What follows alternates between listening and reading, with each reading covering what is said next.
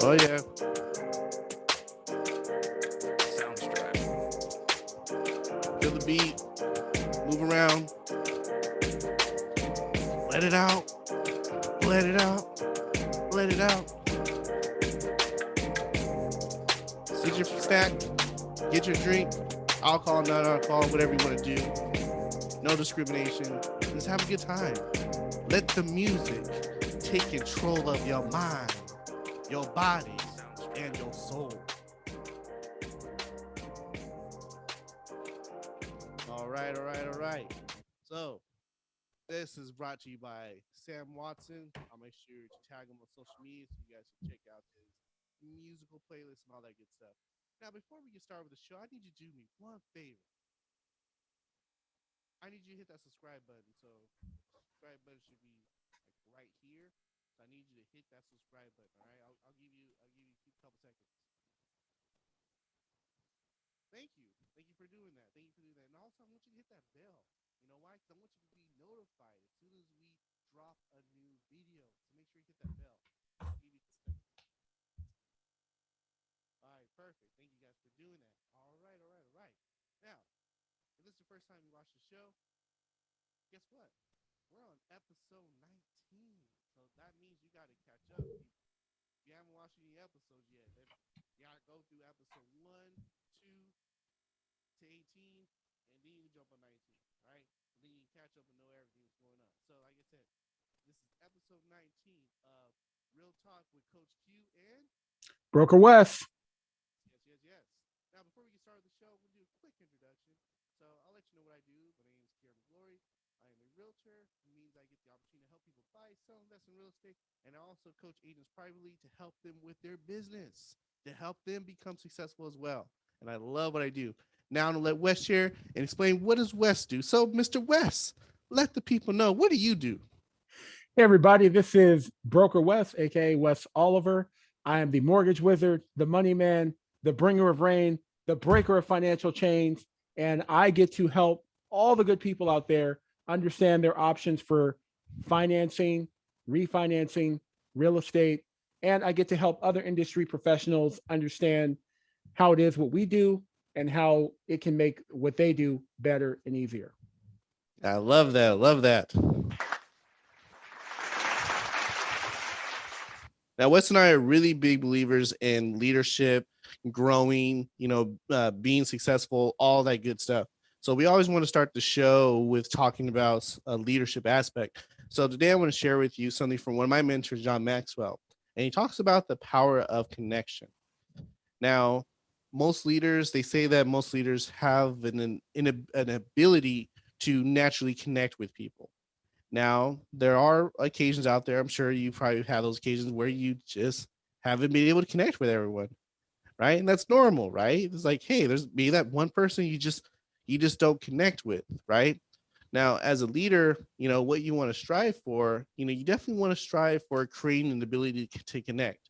So some of the things that John Maxwell shares in terms of the power of connection is to show interest. And what I mean by showing interest, ask questions. How are you? What do you like to do? How's work going? Is there anything I can assist you with? Right? So you show interest. Also, focus on them. Again, how are you? Is there anything I can do to help you? How are you doing? How are you feeling? Right? And also, you want to make sure that you're also building trust, which is very important. That you're building trust with people, that people can trust you, you can trust them. So these are just some of the elements that you can utilize to actually create those types of connections. So Wes, when you think of connecting, like what comes to your mind? Yeah, I think basically something that Zig Ziglar said, which is if you help enough people get what they want, you'll get what you want. So it's being interested and really focusing outwardly to your teammates or whoever you're working with, so that they understand that you have their back, that you're there for them, and so that they're ready to, run through walls for you. And it just reminds me of something that Kobe Bryant said Phil Jackson told him when he was, young and on the Lakers with Shaq, and he was struggling with Shaq for control of the team and everything. And he told Phil Jackson, he said, you know, I'm growing and I'm ready to lead right now, because Phil Jackson basically saying it's not your time yet. And Kobe's like, yeah, but I'm ready to lead now. But this is what is so powerful. Phil Jackson said, but no one's ready to follow you.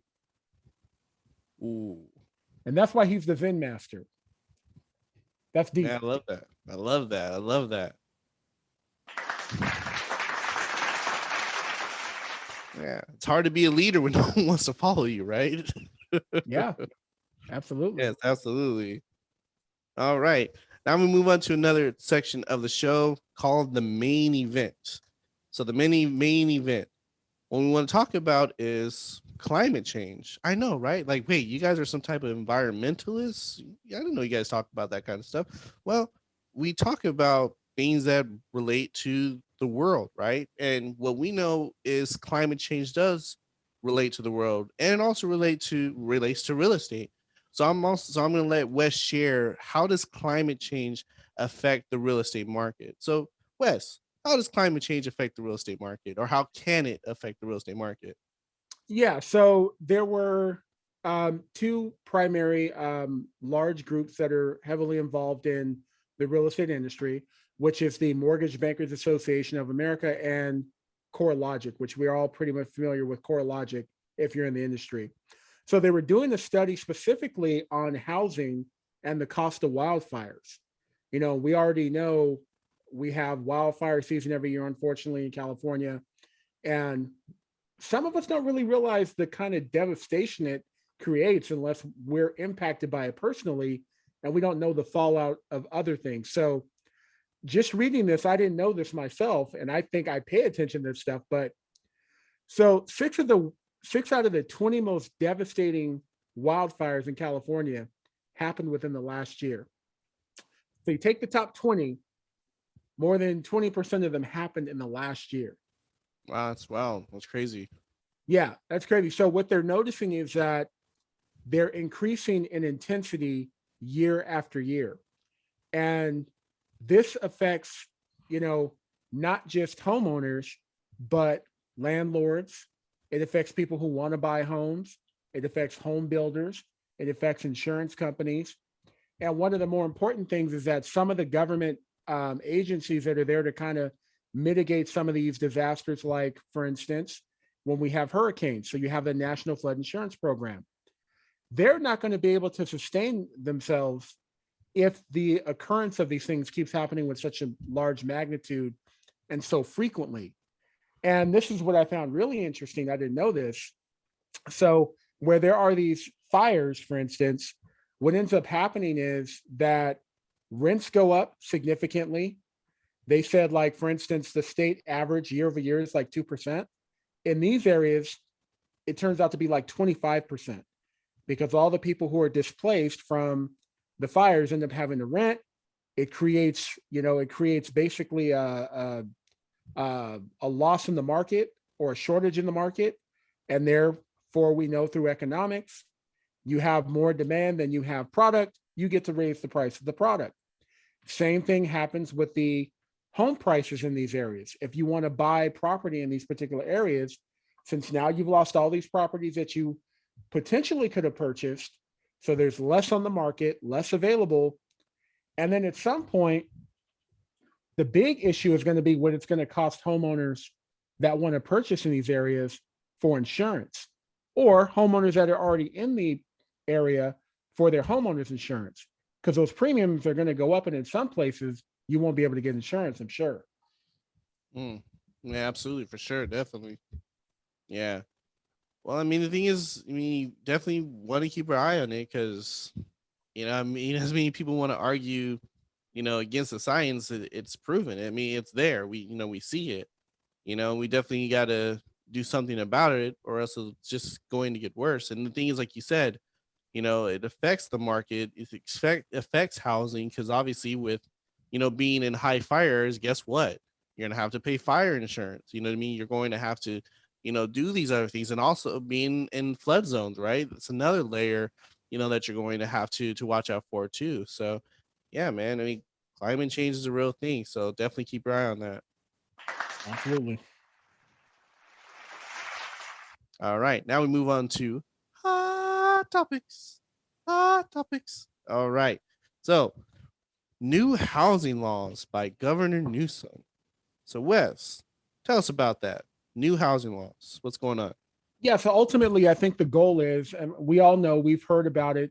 They talk about it all the time on TV and whatnot, the homelessness problem that we have here, specifically in California. So obviously, the goal is to create more housing opportunities and create more affordable housing. So in order to help that, shortly after winning the recall election, Governor Newsom signed into law a couple new laws.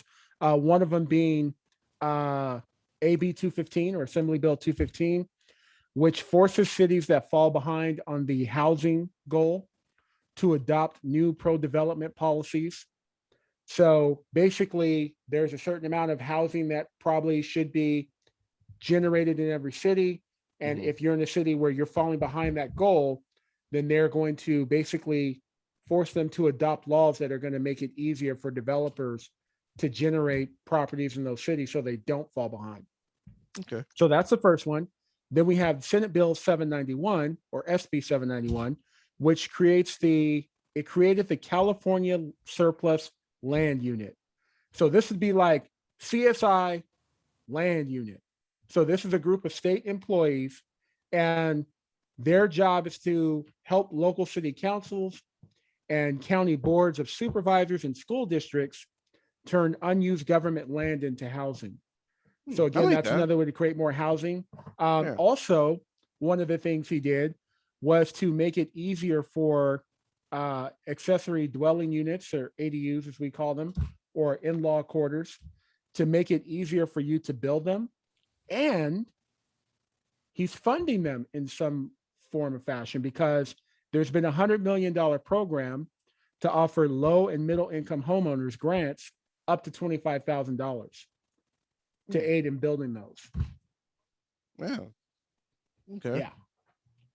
See some more mother-in-law quarters, in-law quarters, or hey, people building units for additional rental income, right? I mean, that's always something there. Or if you want to keep your kids close to you, it's like, all right, you move right there. There you go. Yes. All right. Okay. I mean, I can definitely see some positives, with those bills being established. So we'll definitely keep our eye on that.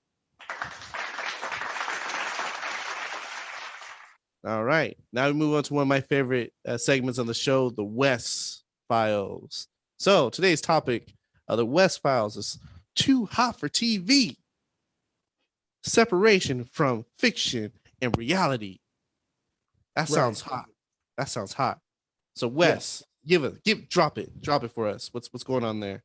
Well, if you're like me, if you're someone in the industry, or maybe you're not in the industry, I take pleasure in watching a lot of the shows that are related to things in our industry. So I love watching my $1 Million Listings LA. I love watching my House Hunters International, all the renovation shows, the flipping shows. Like watching all that stuff. America's guilty pleasures, Wes. America's guilty pleasures. Certainly mine.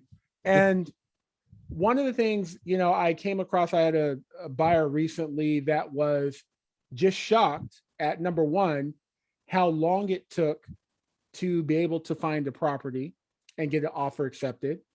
That's but what do you mean? That only takes like a day. You go, I thought it only takes a couple of days. You go like 3 houses and then you choose the one, and that's how it is on the TV. Right, exactly.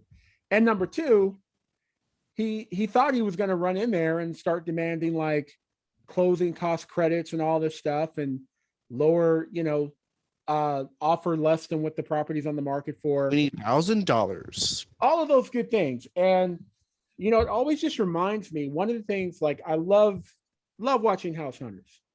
Love it. But the issue with shows like that, if you don't know any better and you just accept it for what it is, because if you know the premise of the show, they go look at 3 houses, they sit down at the end of the show, the husband and the wife, or maybe it's a single guy who's got his best friend or best girlfriend helping him decide. And they're like, yeah, what do you think about house number 1? Oh yeah, that was cool. But house number 2, that's what I really like. Really? Okay, so we're doing this then, right? Yeah, house number 2. Next thing you know, you hear a doorbell, ding dong, and they show 3 months later. And what do you know? The house they decided to buy is the house that they bought. And on top of it, they usually end up telling you what the final price was, and they get it for some kind of discount or closing cost. That's a lot of what you see on that show.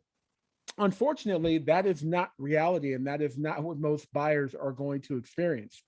Just like on a lot of the flipping shows, you know, they'll give you a little bit of drama. They'll start off with a budget of, 50,000. They get a little bit of drama. Something costs more than they thought.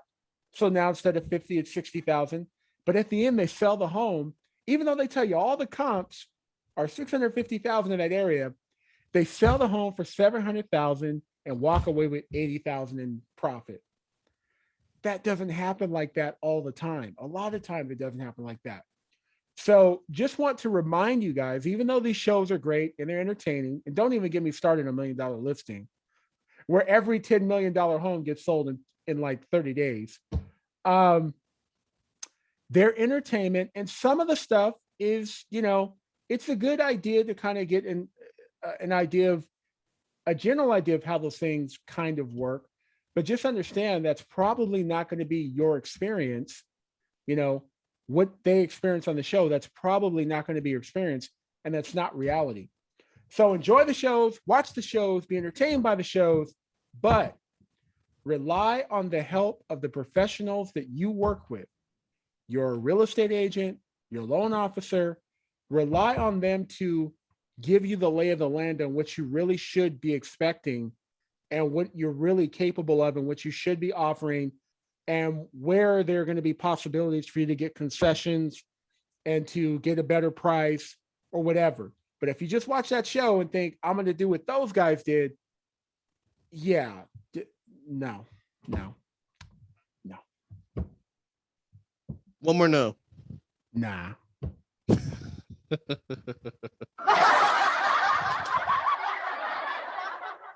Yeah, definitely, man. And it's not the market for it. You know what I mean? It's really not the market for it. I mean, Right. yeah, it's just not. I mean, we're still dealing with bidding wars, even in October. I mean, I'm still seeing homes getting, multiple offers, selling above list price. So the thing is, that's why it's important for you to, have an experienced agent by your side, that can share these things, as well as an experienced lender, because you want people that are in the market on a daily basis. So they're giving you, real time advice, because I've have friends that have other realtors and so forth, and they've been looking for a long time, and it's like, what's been going on? What type of offers you writing? Oh, we offer this. It's like, where's that at? Oh, well, we went 30,000 under ask. Like, why would you do that? Oh, because we wanted to. Like, I mean, you're supposed to consult with your representative, right? You're supposed to consult with your realtor, right? Because the thing is, you don't want to be spending 6 months, a year looking at houses. It's not fun. It's not fun to go out there and constantly being rejected with your offers. It's not a good experience, right? So just take the time to really talk to your realtor. And the thing is, challenge them. You're going out looking at these houses and your offers are getting rejected. Ask them, like, what's going on? Like, why are our offers getting accepted? Don't just accept, oh, they decided to go with someone else. Like, ask them, like, why did they go with someone else? Where were we at? Were we the other offer that we could have got accepted? Because when my offers don't get accepted, I explain to my clients, right? Because for me, I want them to know that I'm working hard for them. Number one. Number two, sometimes I use that as a reality check for you. It's like, hey, you want to offer 30,000 less than list price? That's why our offer wasn't accepted. Really? Yes. So what are you going to do the next time you see a house that you like? I'm going to listen to you. Exactly. Right answer. Instead of me saying, oh, our offer didn't accept it. Okay, we'll just go to the next one. It's like, no, I call the agent and I find out exactly. So what made you choose the other offer over us? Well, the other offer was cash. Okay. Right. Then I go to my client and explain the situation. It's like, okay, so they accepted cash offer. Yes. Because you got to understand, I mean, some of these people are first time home buyers, right? So you have to take the time to really explain to them, what's going on. And that's why, like I said, it's very important to hire a local professional that actually understands what's going in the market and someone that does this on a regular basis. So check your sources, consult with your professionals, and understand the market that you're in. It's very, very important.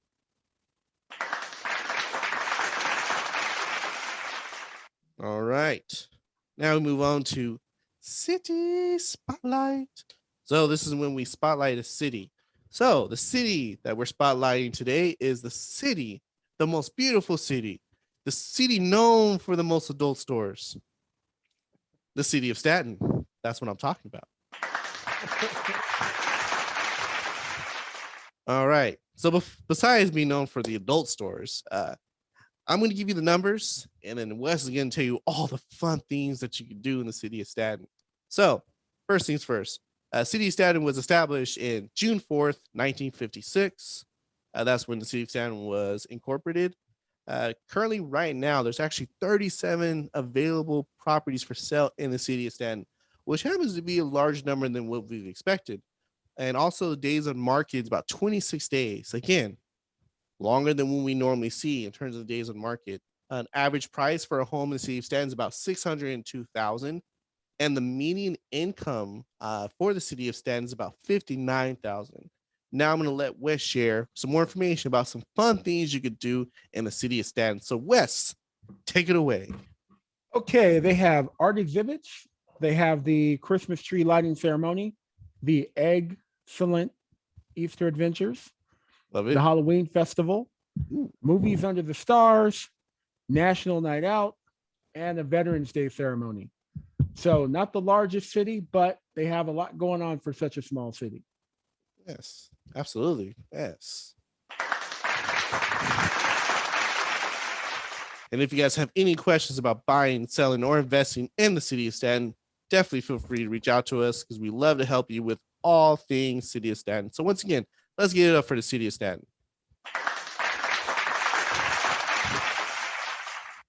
All right. Now we move on to in the news. In the news. So mask mandates, quota rules for Amazon, school mandates, all this stuff mixed in a pot of in the news. So Wes, where would you like to start? Where would you like to start? Oh, let's start with everybody's favorite place, the mask mandates. All right. Well, actually, no, not the mask mandates. So today it was announced that there's actually going to be mandatory vaccines for children or students. Yeah, that's what I read. Yeah. So it's basically looked at in two separate groups. So you have 7th through 12th grade, and then you have K through 6th. So 7th to 12th grade. So I'm looking at middle school and high school. Right. For the most part. Mm-hmm. So as you guys know, we already have there's already a vaccine right now that is approved for 12-year-olds to take. So that's why the separation, right? So for that group, 7th through 12th graders, they're going to be expected to be vaccinated prior to the 2022-2023 school year. So that basically means that they will be expected to be vaccinated by the end of next summer. Yeah, I believe I saw it was in July of 2022. Right. So yeah, by about that time, because some schools start as early as August. So yeah, so for them, they're going to have to do it by then. As far as the kids who are younger, this will not take effect until they develop an FDA approved vaccine for children under the age of 12 or in the kindergarten through 6th grade age group. Yeah, so you're looking at ages 5 to 11. Right. So that is, who knows when that vaccine will be completed and FDA approved. I think for the vaccine we have now, at least one of them, the Pfizer, that took about 8 months after they came up with the vaccine before it was actually FDA approved. So who knows how long that'll be for the younger children. That now means that the faculty is going to have a mandated vaccine at that point. I think in some areas you're still able to do the testing in lieu of the vaccine, but they're going to be expected to do it as well. The teachers unions are, I guess, in strong support of this. I think like a 75% clip or whatever. Most Wow. teachers agree with that. Mhm. So, yeah, and part of the reason this is happening is because right now, the 12 to 17-year-old age group, only 64% of them have had at least one shot. And that's below the 84% that we have on eligible Californians in general. So I'm guessing this is because that number's falling well short of where they think it needs to be. So yes, now we have our mandate. That'll take effect here soon. Hmm. Yeah. Thoughts? Yeah.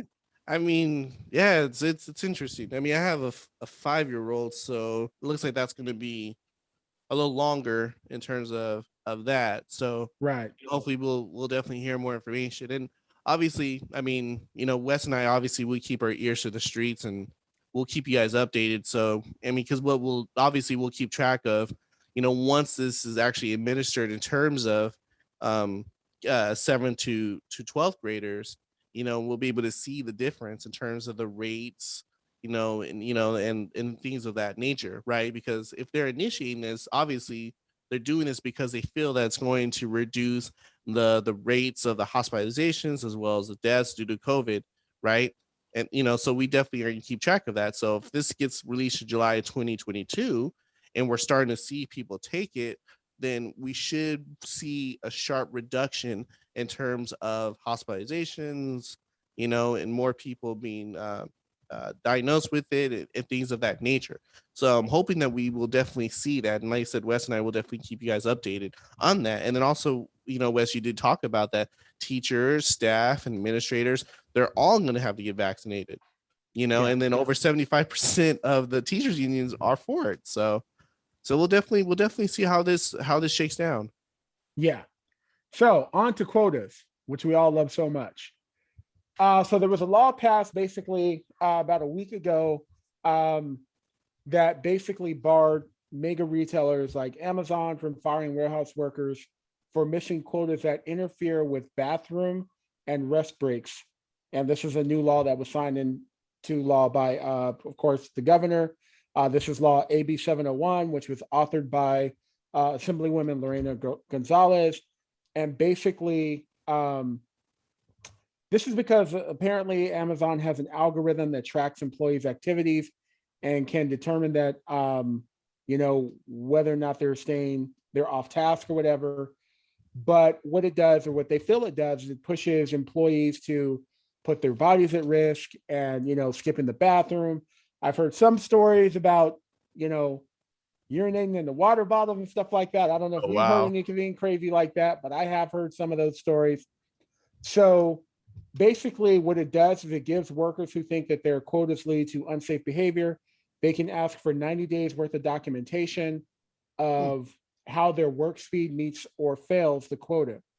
Any discipline within that 90 days is presumed to be retaliation, as any discipline within 90 days of an employee complaining to the company or state agency about an unsafe quota. Hmm. And the law also gives large warehouse employers only 30 days to disclose quotas to their employees. So they have to disclose the quotas within 30 days. And like I said, you have that 90-day review period where the employee can ask for the records for that 90 days. So again, we shall see how this impacts. I don't know. Will Amazon pick up and leave California? I don't think so. Are we going to have less opportunities with Amazon in California? That remains to be seen. But again, I don't really think so. Yeah, absolutely. I mean, yeah, we'll definitely see how it goes. I mean, I don't want to see Amazon go. I mean, because I think last I read, they're looking at hiring like an additional over 172,000 employees. Amazon's looking at hiring. Yeah. So yeah, that's a lot of jobs people are going to be able to get. And I was actually at a final walkthrough for one of my escrows that'll be closing on Monday. And actually saw an Amazon truck in the neighborhood, and they had a sticker in the back that said they're hiring drivers, and they start at 18.50 an hour, which is obviously considerably higher than in the minimum wage. So if you're out there and you're looking for a job, Amazon is hiring, and 1850 is not a bad way to start as being a driver. So it looks like they have fun, Wes. The dude's driving, you know what I mean? He's got music blasting, all that stuff, parks it, gets out, goes, drops off a package, takes a picture of it, and then back in his vehicle. So, if you're out there looking for a job, Amazon's hiring. So Yeah, interesting story. They must have more drivers than they have vehicles right now. Because one day in my neighborhood, I noticed a white van from Enterprise Car Rentals or whatever. It was driving around my neighborhood from house to house, and I'm like, "Are they lost or something? What are they doing?" So finally, he gets out. He parks again, and I see the person get out, and they've got all their Amazon garb on. So they went out and rented vans from Enterprise in order to be able to keep the trains moving on time. yeah, that's interesting, man. That's interesting. Yeah. Yeah. All right.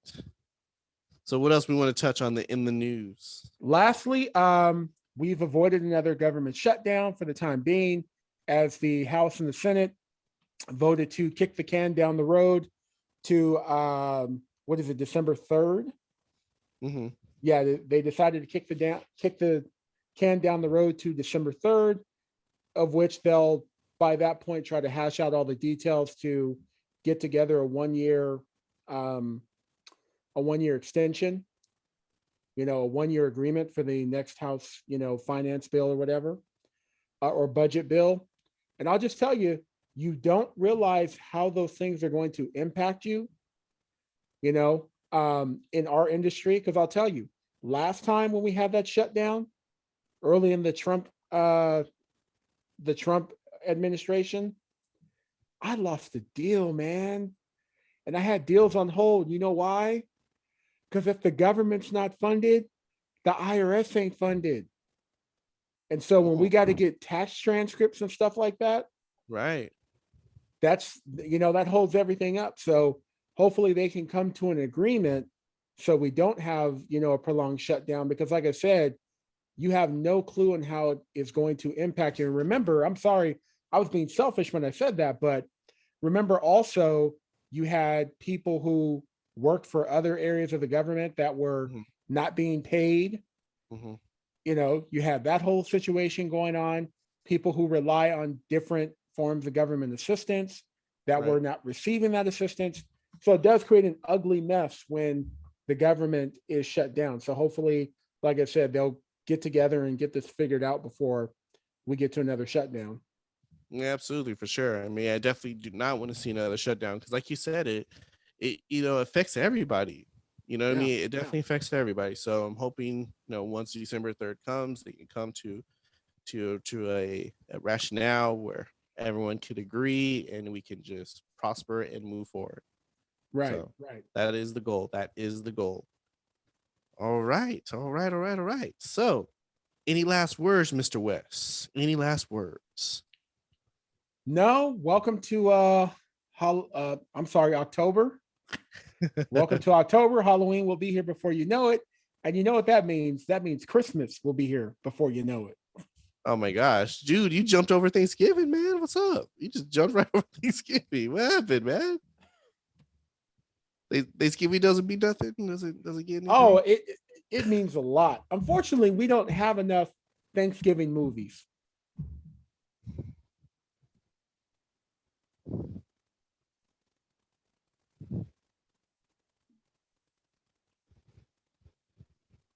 You're right.